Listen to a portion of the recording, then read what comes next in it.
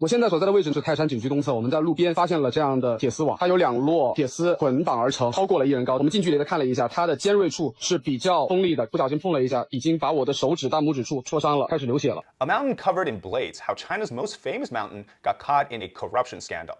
Razor wire, you usually see these in one of 3 places: border crossings, military installations, or a prison. It's double-layered concertina wire, these coiled steel drums wrapped in razor blades, and it's to deter, right? Somehow this became the symbol of Mount Tai after 2022, when a project put 135 kilometers, or about 84 miles of it, along the path leading up to the mountain.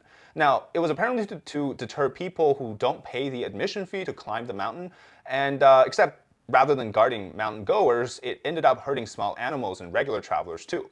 And this deadly trap cost about 25.19 million yuan, which is close to around 3.5 million USD. And for a few days in July 2026, this fence became the most talked about thing on Chinese social media. It's not because anybody was defending it, but because almost nobody could actually explain why it was there.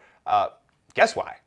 Because I can't tell you the answer, because the person that was in charge of this disappeared. Like, nobody could find who was actually the one that approved this. Yeah, so literally nobody can explain why. On July 1st, Mount Tai allegedly encircled by 135 kilometers of razor wire shot up to the #1 spot on Weibo's trending list. People were just furious, and fast, within 4 days, management had already torn down 80% of it and promised that the rest would be gone by July 10th. And officials gave 3 reasons for why they did this. First, it was fire prevention, and then it was for pest control, and then it was stopping unauthorized hikers. But none of these actually hold up for more than 5 seconds.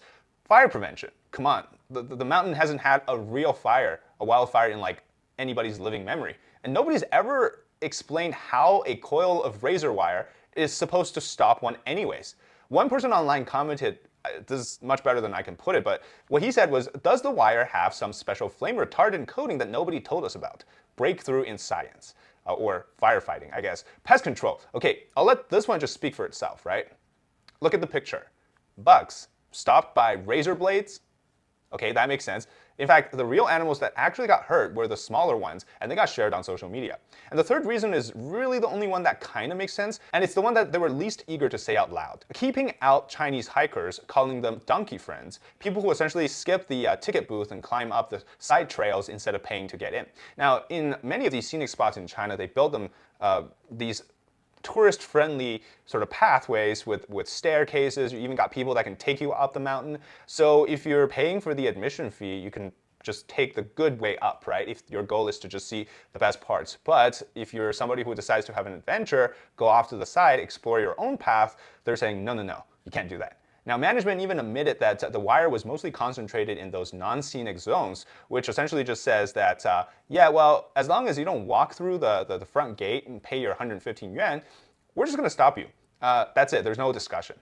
Look, first of all, if somebody is skilled enough, like Alex Honnold's style, wouldn't you want to give them a free admission anyways? Secondly, putting up a torture device-like system to prevent people who don't pay is just a lousy excuse, because we all know the real reason is corruption. There's money to be made, right? Installing this, put out that, and start some new things, that's where the CCP officials can get the money. Now, public opinion got people asking who approved this. Because, again, after a round of hot potato toss, no one is taking responsibility. The city government says we're not familiar with this. The Tourism Bureau says that's the scenic area's business, not ours. The scenic area staff themselves say that they don't have the information. Not a single office in the entire chain can tell you who built this and why. Which is funny, because back in 2022, when this was being actually put together, there was zero confusion about who was responsible. The scenic area's own official account was bragging about it, saying that this is a whole 3-dimensional defense system. Heaven net, ground net, and human sentries, water shields, and specifically calling out the newly built 135 kilometers of razor wire barrier as an achievement. So once the wire story breaks, the loudest voices aren't even the local news anymore, it's media from another province, 1,000 kilometers away. So in Zhejiang province, these newspapers started running pieces saying that the scenic area is exposing a deep flaw in management philosophy. Other outlets goes further, accusing the province where this mountain is in Shandong province, of using a border security standard to fence in Mount Tai. Other newspapers actually send out reporters to the mountain, and on camera shows that he touches the razor wire and he gets sliced and he's bleeding. Local media in the province, they're firing back, saying that they're hypocrites for not mentioning that they've got razor wires too. So it became sort of a back and forth. And honestly, that argument's pretty good because in Zhejiang, take Hangzhou's Tiesha River in July of 2025, to stop people from swimming in it, the city added 2 meters of wire mesh right on top of the existing railings. Or Liying Temple, which is a major scenic spot, had its own wire fencing installed too, quietly too. And until the site was later switched to a free admission, the story kind of just disappeared. This is where we talk about the truth of this whole thing, right? That remember when the Sam's Clubs opened in China? Recently, we covered this too, that plenty of people were freeloading on the samples. News outlets also took turns bashing each other's behaviors. But one thing they don't explicitly mention or say is how Chinese people have no manners and their behavior is bad, that it is a problem not just in that particular province. In fact, they don't even dare to address the problem head on. It's usually only when these situations arise. Why does China need to put up razor wires to stop people from not buying tickets? You know, I always blame the CCP for everything, but no joke, this is actually their fault. Before I get to that, but let me just show you some examples to further illustrate, okay? So this is a scene from Incheon Airport in recent days. Hundreds of Chinese passengers duck under the stations to get to the customs first. It's a small detail, but it's quite interesting how there's no rules to follow. Etiquette and mannerism, they're not the people's strong suit in China today. They don't have a moral reawakening post-Cultural Revolution. Instead, they were just fed brainwashing and propaganda and instant access to money. Here in a KFC in Shanghai, it's packed with customers every day, but they can only take out food because all the seats are occupied by elderly people. With no minimum spending requirement, the seniors just bring their own food, snacks, and tea to chat away, resulting in a consumption amount of 0. A Chinese tourist questions why a Malaysian hotel doesn't put up the Chinese flag. 如果你们想挣中国人的钱，那你们就要悬挂中国的国旗。马来西亚出差第3天，今天早上在酒店吃早餐的时候，我就发现早餐的那个走廊的外面悬挂的所有国家的国旗，但是唯独没有我们中国的国旗。A Chinese tourist questions why a Malaysian hotel doesn't put up the Chinese flags, and the answer honestly is just too embarrassing. On July 4th, a Chinese creator posted a video claiming that in the breakfast area at a hotel in Malaysia, among the multiple national flags hanging in the corridor, there wasn't a Chinese flag. And the internet user then called over a hotel staff member to inquire about the reason. And if you actually pause the video and you count the flags, they're in fact all the countries that qualified and are playing at the World Cup. China didn't qualify, so obviously there's no Chinese flag there. In the video, the man stated that if you want to earn money from Chinese people, then you should hoist the Chinese flag. And the comment section was just basically roasting him, and the video has since been deleted. International little pink secondhand embarrassment. And here a man crawls under the truck and won't leave unless he gets money for being injured. 要多少钱？多少钱？要多少钱？30块，1毛都没有呢。1分都没有。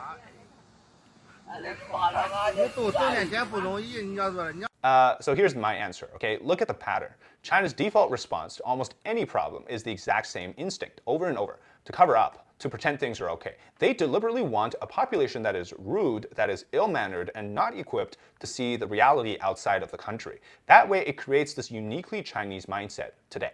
Worried about disease spreading, wrap the building up in sheet metals, lock the doors, bolt the doors. Worried about violence, just ban the sale of kitchen knives and cleavers. Worried about fire, well, just wrap a mountain in wire. Worried about public opinion, just close the comment section.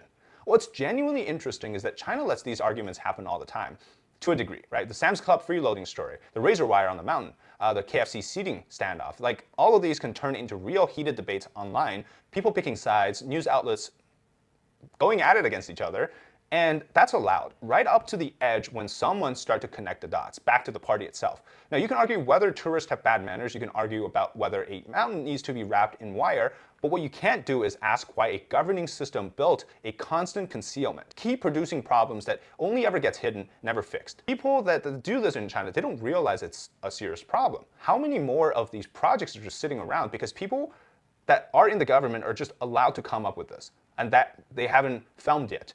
It hasn't been discussed. It's waiting for someone to find them, stumble upon them.